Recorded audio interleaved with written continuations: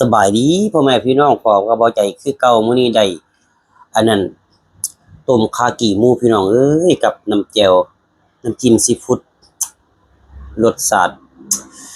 นัวเลิกๆพี่น้องเทิงหวานเทิงส้มเทิงเค็มโอ้พอดีว่าง่าย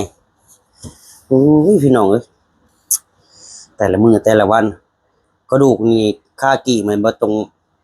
ต้มมาซำพอดีพี่น้องบ่ต้องต้มเปื่อยหลายแล้วก็มาจิ้มกับน้ำจิ้มซีฟู้ดเข้ากันดีพี่น้องปะกินน้ำกันอุ้ยฝอหลายใหญ่หางพี่น้องเอ้ยกินผู้เดียวไม่มีใครกินน้ำมาเด้อพี่น้องเด้อมา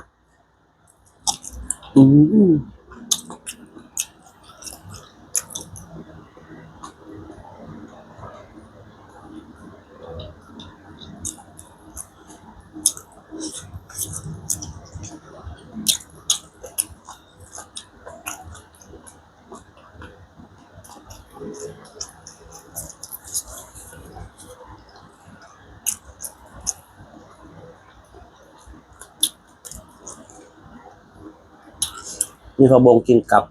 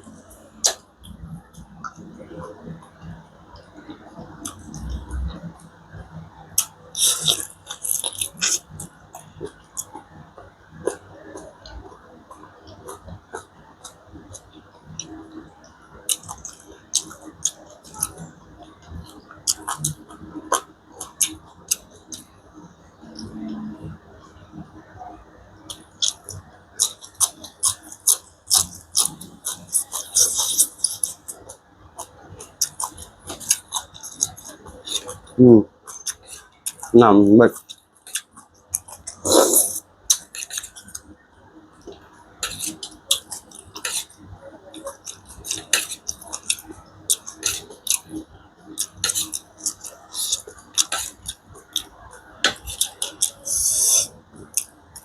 คิดอยากกิน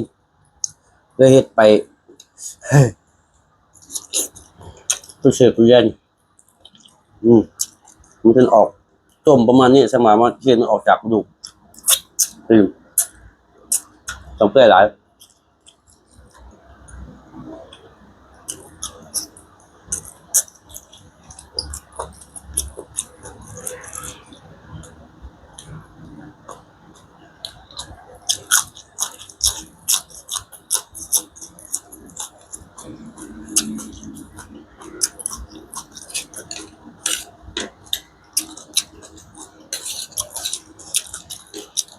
แจ่มกับผักบงโอ้เข้ากันดีครับพี่น้อย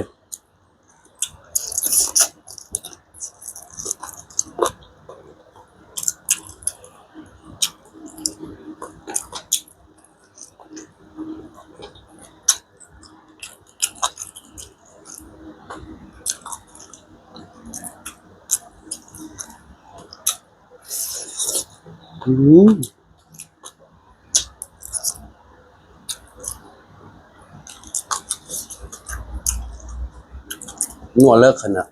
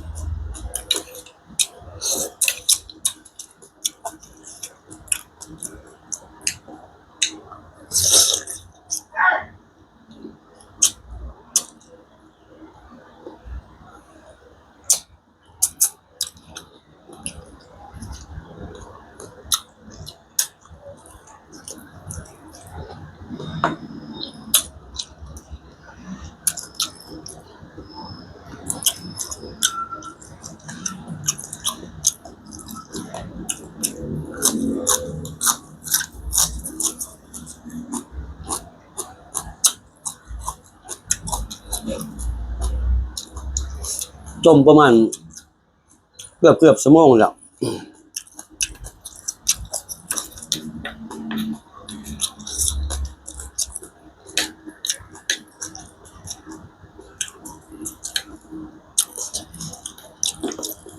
ค่าจุ่มบ่มีแต่ค่าขอเทิงมั้ยมีแต่เอ็นกำลังโอ้ไปซื้อก็เลือกเอาเองค่าจุ่มบ่ค่อยได้เอาบ่มักนี่บ่นี่สิเป็นเนื้อซีนติดน้อยนึงกับเอ็นมันโอ้พอดียำกรุบ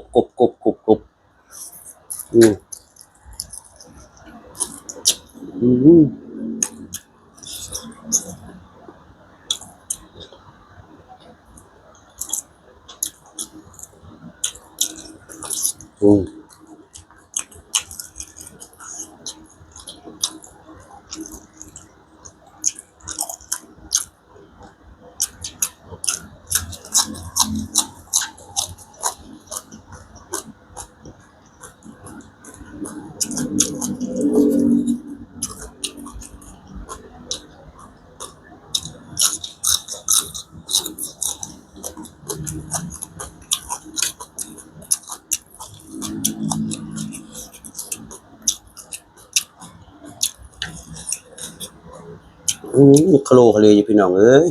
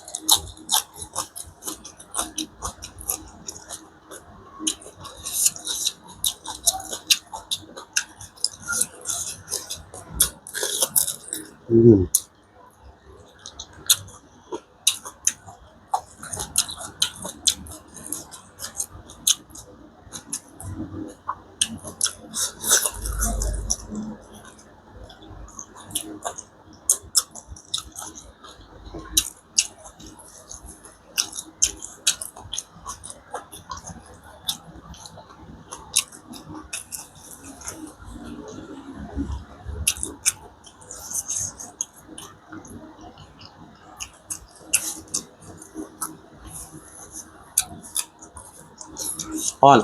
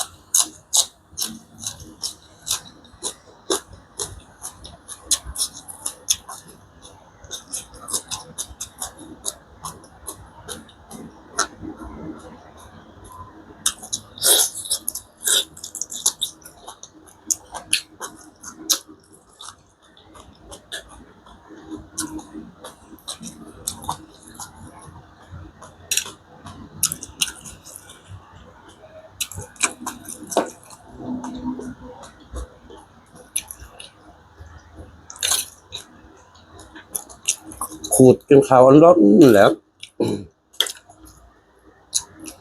ซื้อมาก็ต้มก่อนต้มได้ชำนึงเอาน้ำเกลือมาล้างขูดออก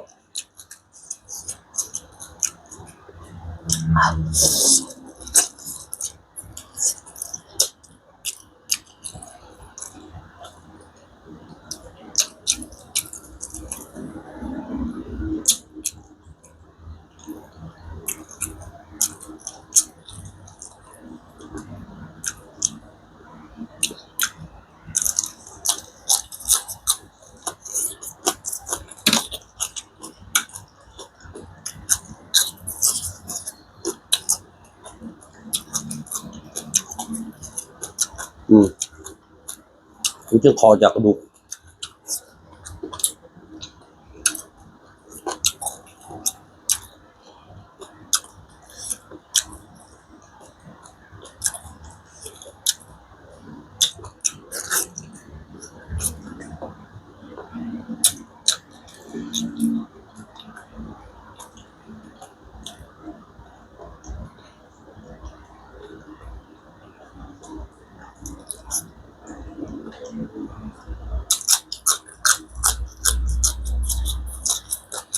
อืม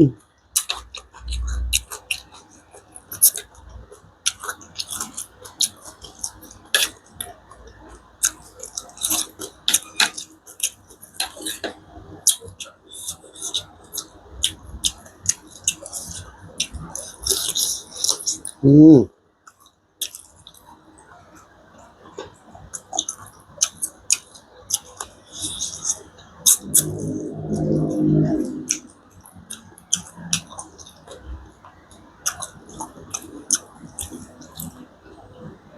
ก็มื้อนี้เด็ดครับ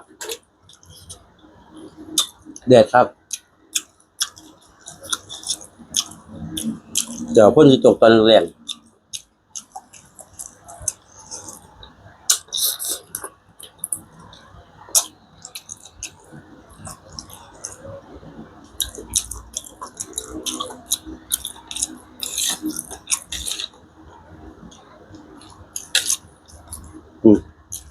มันจะเอ็น